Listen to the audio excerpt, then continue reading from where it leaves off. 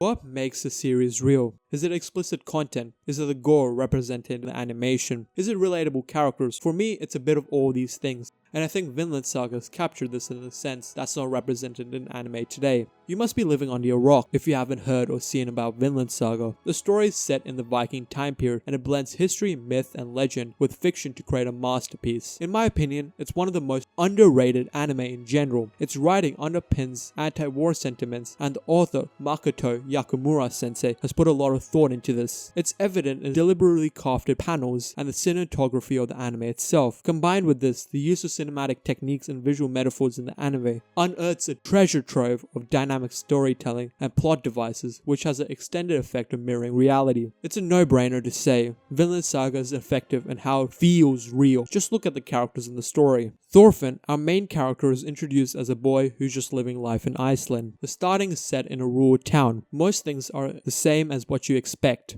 He sleeps, hits kids with wooden swords, and steals weapons from his dad's chest. You know, normal kid things. I'm just joking. There's a reason for all this. Thorfinn, after finding out that his dad was a warrior, in order to follow his footsteps, started doing these things. This is when the first prevalent theme of the series, anti-war, is exhibited by the father's response. Thor's, of the father to Thorfinn, holds the dagger that Thorfinn had stolen, and as he grips it, cascades of blood rush down the side of his arm. After that, Thor's in the subsequent scene quotes, "You have no enemies." This comments on modern society where one antagonizes a person with the real fact being that enemies are just one's delusion. As well as that, this blatantly exposes us, the viewer, to Makoto Yakumura sensei's ideas on killing and how common it is in the world he has formulated. This also ties into the rest of the story, which I'll talk about later. The use of inherent authorial viewpoint in the scene insinuates death and killing, paralleling something that would happen in the Middle Ages or the early Renaissance.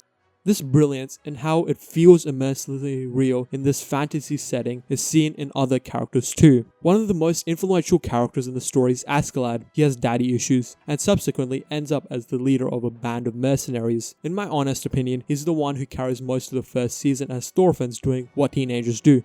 This brings me to another massive plot point. The reason why Askeladd has been the center of the first season of the anime was that he sort of killed Thorfinn's dad, as he was hired to do so. In consequence to this, Thorfinn acts to kill him and ends up being a twisted mentor as they go along their adventures. This is one of the most important things in the series from a viewer's perspective, as it expresses a sense of tangibility as actions can lead to consequences. It's different to the conventional isekai or other power fantasy, as it subverts our perspective to the fact that every bad guy the main character kills, they too have a family.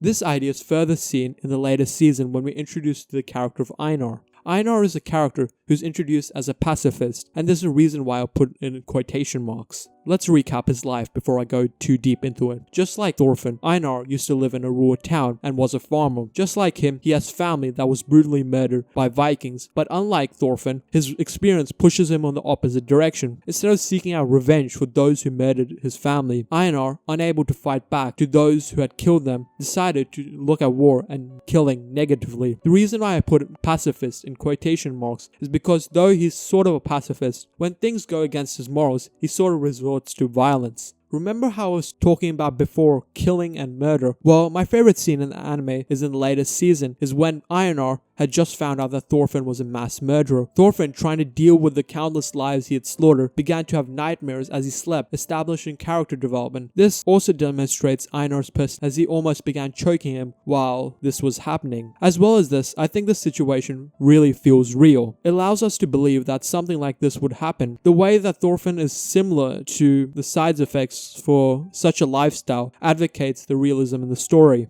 Although all of this plays into the realism of the anime, it's not to mention Makoto Yakumura sensei's viewpoint on the series itself, as it's almost impossible to split an artist and their works. This is because often writers or creatives borrow elements from their real life to add to their works.